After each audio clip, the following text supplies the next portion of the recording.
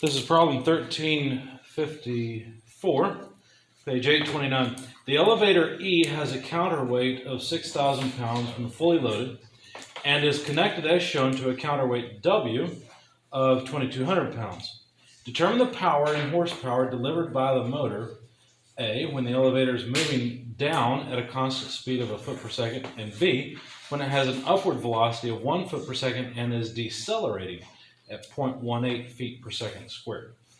All right, so let me sketch the elevator. The arrangement of the pulleys really is what it is. Let's see, our elevator's down here. I have to wrap my head around exactly what they're doing. Looks like there's a pulley rigidly connected to the elevator, and there's one rope that comes around, back up over a pulley, and then that goes down to a motor. So here's the spool for the motor, and there's the motor attached to ground, and then the counterweight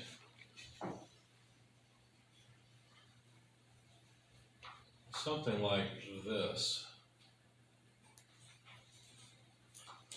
So that's the counterweight W, this is elevator E. And of course, these 2 points are both connected up to ground, but they're connected to each other, which makes it look a little more complicated than it really is. I think what might make this look a little easier to understand, it'll be equivalent. It won't matter at all, but just so that we can understand this better, I can understand it better. I wish they had done it something like, I guess like that. Does that make sense? That might be worse. Well, anyway, I'll leave it alone. It doesn't matter. It's the same motion. Okay. So we know that the weight is 6,600 pounds for elevator E, and the counterweight has a weight of 2,200 pounds.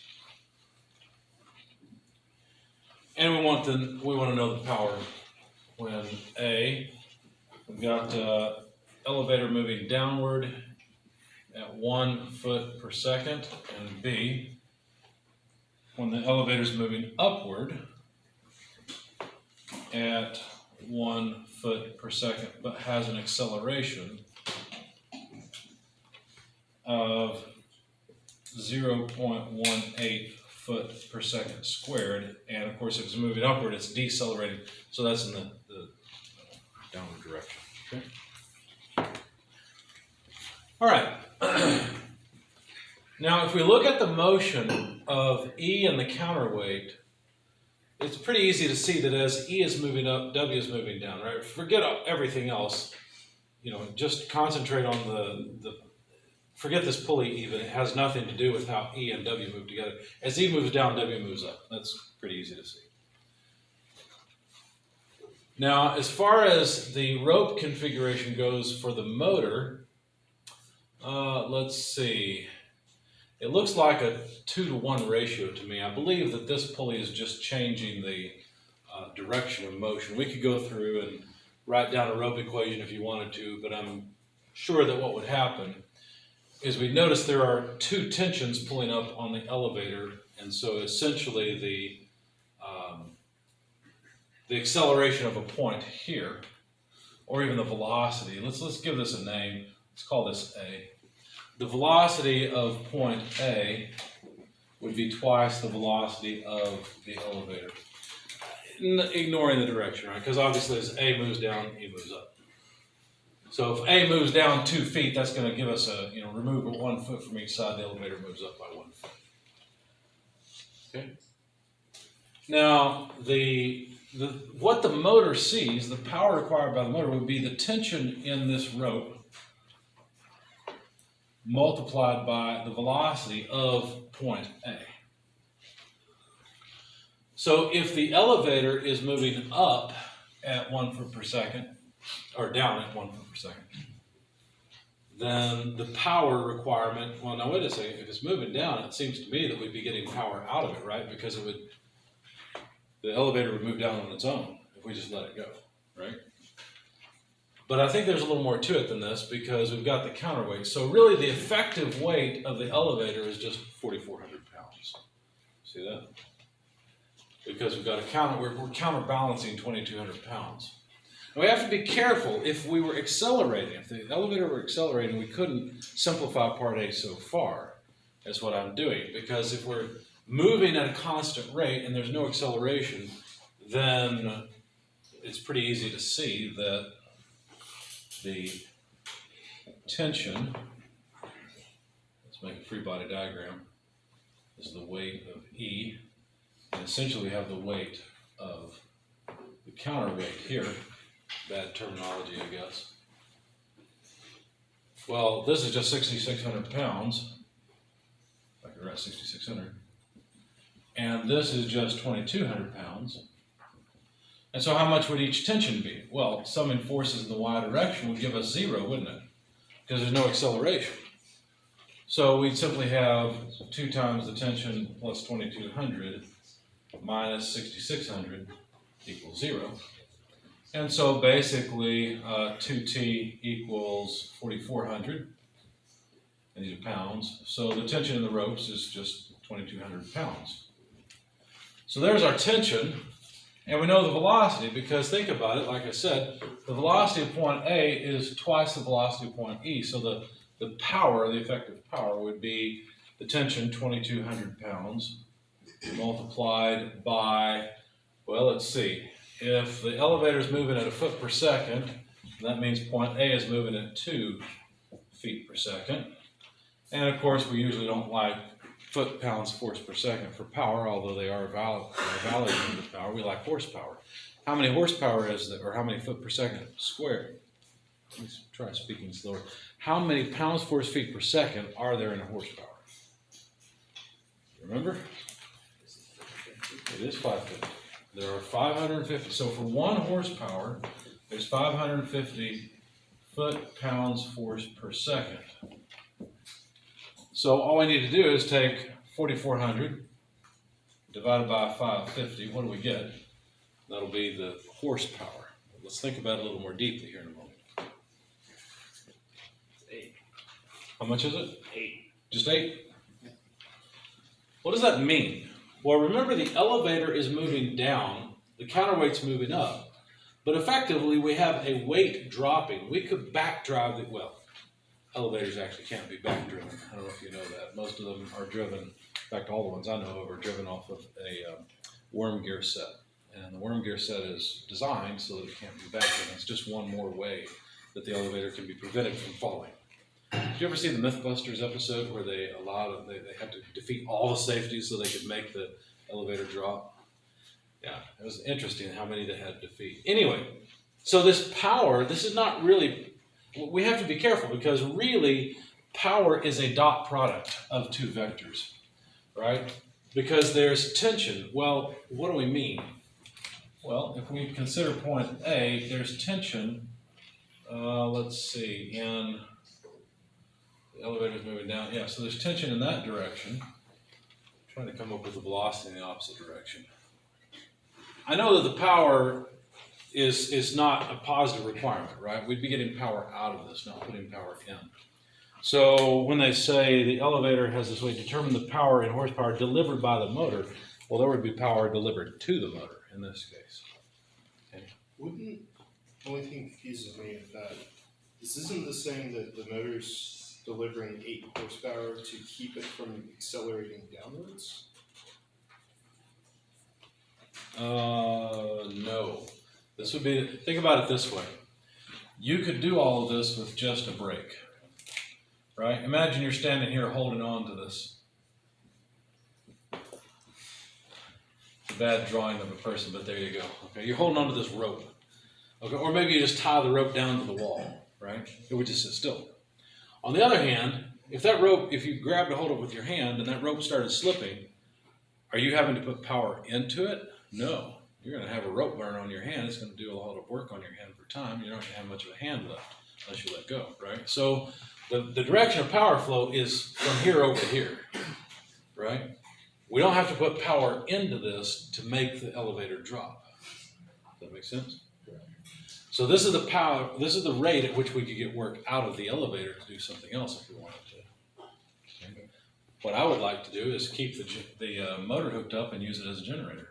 Of course, I don't know that the energy you'd get out of it would be worth that much, but.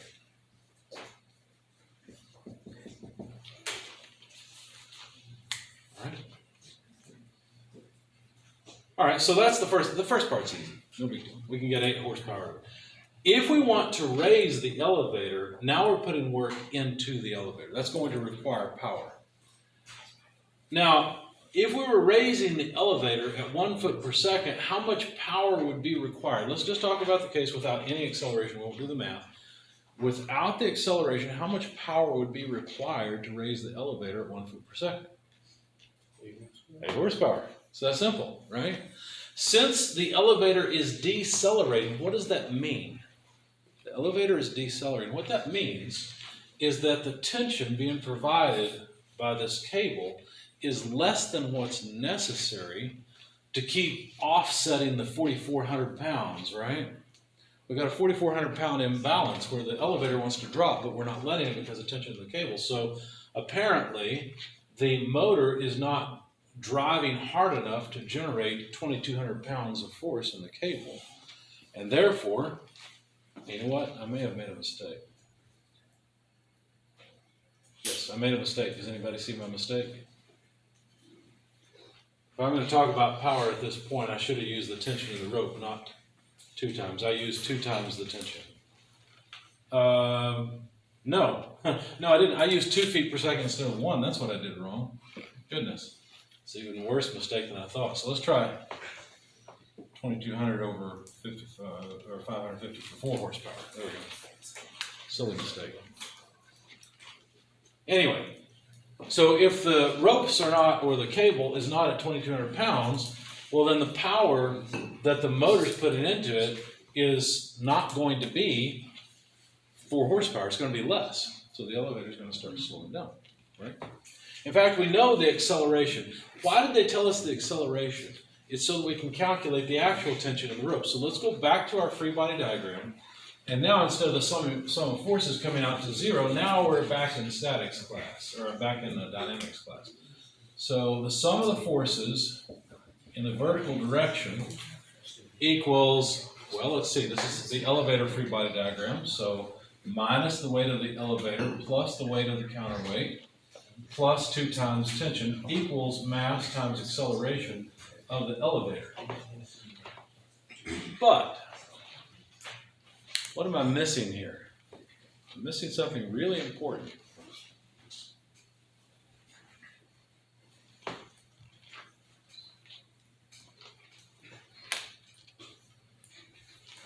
Isn't the counterweight also being accelerated? Isn't that being done by the motor as well?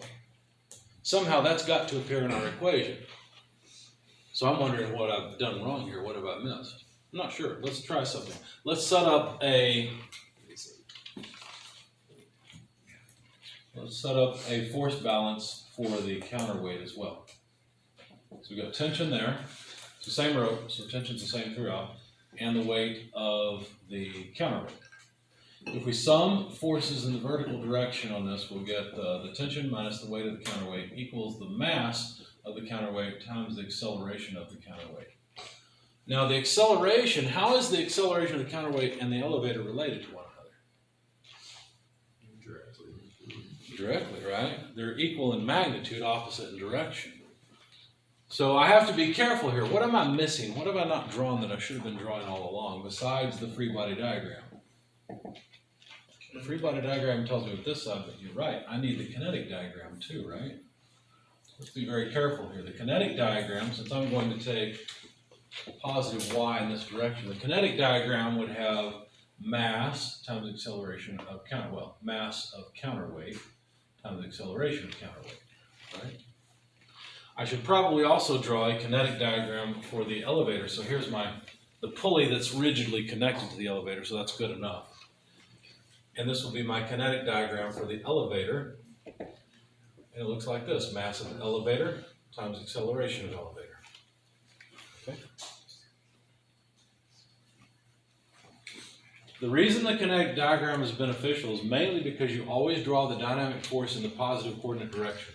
And once you do that, you no longer have to fret about the SIG and the sign of the acceleration, because we know that just from kinematics, in other words, when the elevator goes up, the weight goes down. We know that the acceleration of the counterweight is the negative of the acceleration of the elevator. In other words, they are in opposite directions. And so now when I plug in, a negative acceleration of elevator into this equation, it's not so bad, right? So let's see. I think what we'll have is tension minus weight of counterweight equals mass of counterweight, and I'm going to plug in acceleration of the elevator. There we go. Now let's see. We know the weight of the counterweight. We know the mass of the counterweight. We know the acceleration of the elevator because that was given 0.18 feet per second squared. Now I have to be careful because I've defined up as positive, so it's decelerating, or it's accelerating downward because it's moving up, so it's accelerating downward. So this is the acceleration of the elevator, but is that a positive or a negative acceleration? The acceleration of the elevator is a negative acceleration itself, right? So what I can do is take this equation, solve for the tension, equals weight of counterweight minus, why do I use two equal signs? Weight of counterweight minus the mass of the counterweight times the acceleration of the elevator. So this will be, let's see, the weight of the counterweight is 2,200 pounds. The mass of the counterweight is 2,200 pounds mass, and the acceleration of the elevator is negative 0.18 foot per second squared. Now I can't, sorry, my kinetic diagram symbol's in the way there. I can't just add those together because a pound mass foot per second squared, which is a force, is not a pound force, right? So what do I need to tack on here in order to convert this last pound foot per second squared into pound force? There you go, 1 pound force per 32.2 pounds mass foot per second squared. That way the pound mass feet per second squared are gone, and I can actually add these together. Notice it's negative times negative. Does that make sense? Does it make sense that the tension in the cord here is larger than the weight of the counterweight? Well, let's see. The elevator's moving up, the counterweight's moving down, but the counterweight's slowing down. In order to get the counterweight to slow down, we can't just support the weight of it because it'll just keep moving. We've got to give more force to get it to slow down. Does that make sense? So it makes sense that the tension is going to end up being negative times negative is positive, more than the weight of the counterweight. Okay? So grab your calculators, please, and tell me what this comes out to be. 2,200 essentially plus 2,200 times 0.18 over 32.2.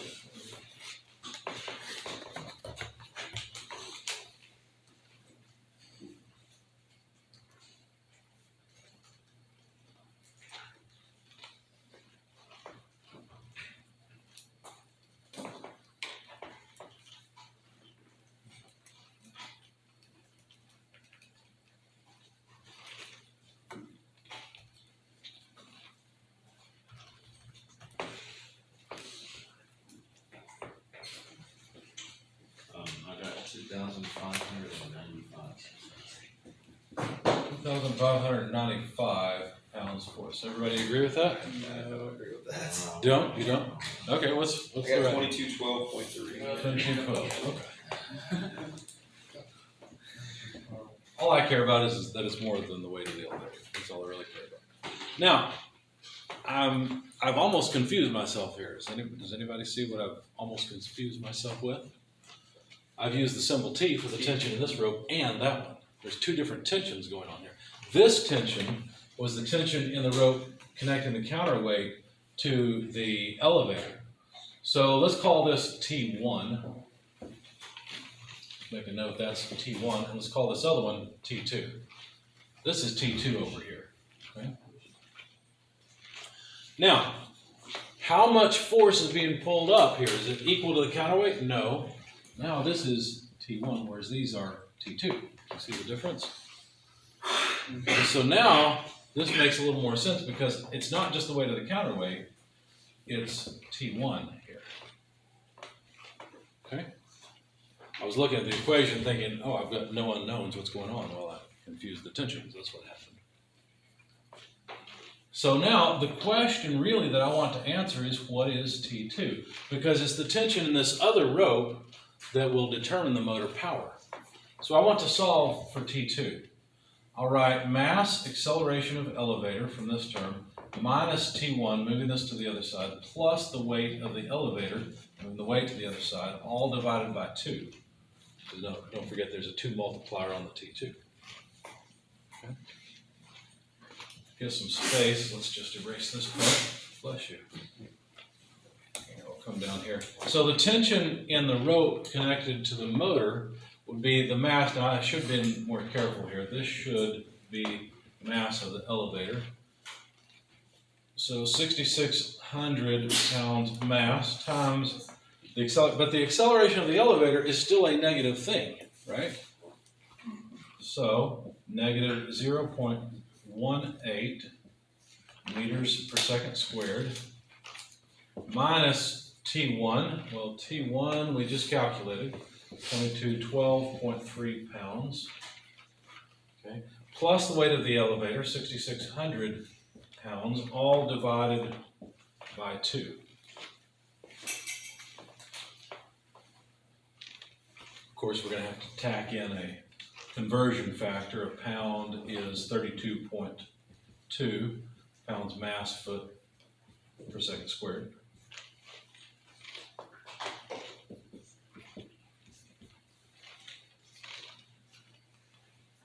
So we got negative here, positive here,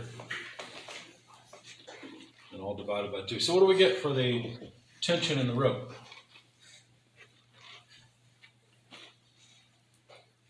2175.4. Anyone else agree with that? That seems low to me. Well, no, that's right, because it's twice that. Still seems a little low. Anybody second that?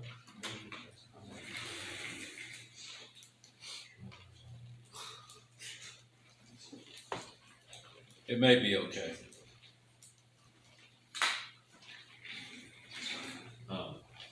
Got 1599. That's getting worse. I expected a higher number. I got that too. You got You got what? 1599.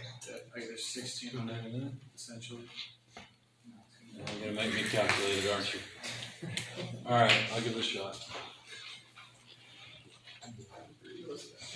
3 of you did get You it. didn't divide this by that first Same number. thing. 2175. 6,600. Oh, it's so small. What is it? The first term has to be 32.2. Oh, that's. Yeah, okay, all right. You wrote it so puberty. So 2175.4 pounds then. There we go. Sounds like the tension in this rope. So now, if we know the velocity of that point, which we do, what is the velocity of this point? It's 2 feet per second, right? So the power then would be 2175.4 pounds multiplied by 2 feet per second.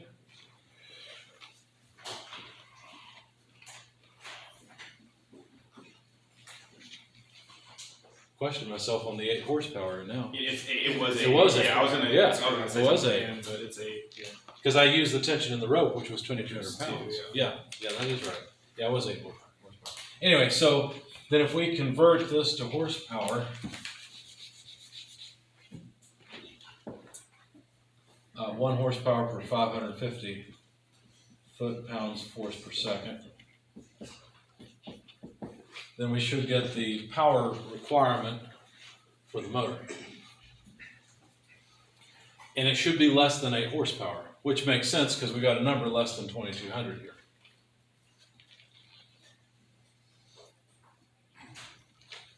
$7.91. Thank you. Any questions on this? I got lost on pounds mass and pounds force again. Okay. Well, a pound mass, Why is I that? guess it'd help if I'd write feet per second squared, no wonder you're lost. Instead of meters per second squared, that would help, wouldn't it? Yes. Was that the issue? That was part of it, but why is it 66 pounds mass there instead of, 6,600? yeah, Because mass is not force. If the equation calls for mass, you better put in mass, not force. okay, but it started out as 6,600 No, pounds? the weight of the elevator is 6,600 pounds force. The mass of the elevator is 6,600 pounds mass. Of course it is. Let's say you took this elevator and set it on the moon. Okay, okay. What's going to happen? Does it still have 6,600 pounds mass? Still there. Mass, yeah. Does it still weigh 6,600 pounds force? No. No. They're right. So the mass stays the same. The mass is a measure of the amount of matter there, whereas the weight is how hard another body's pulling on it. If I stand next to that 6,600 pound elevator, is it pulling on me? Yes. Am I pulling on it? Yes. By a very small amount because my mass is not that large, right? But there's still gravitational attraction between those two bodies. It's just its effective weight to me, attracted to me, is extremely small, right? But it still has the same amount of mass. The Earth has a tremendous amount of mass, but as far as I'm concerned, the Earth weighs about 190 pounds. That's what I weigh. That's how hard it's pulling on me, right? So there's a big difference between mass and the effect of other masses on that mass, which is weight. Good questions. Anything else?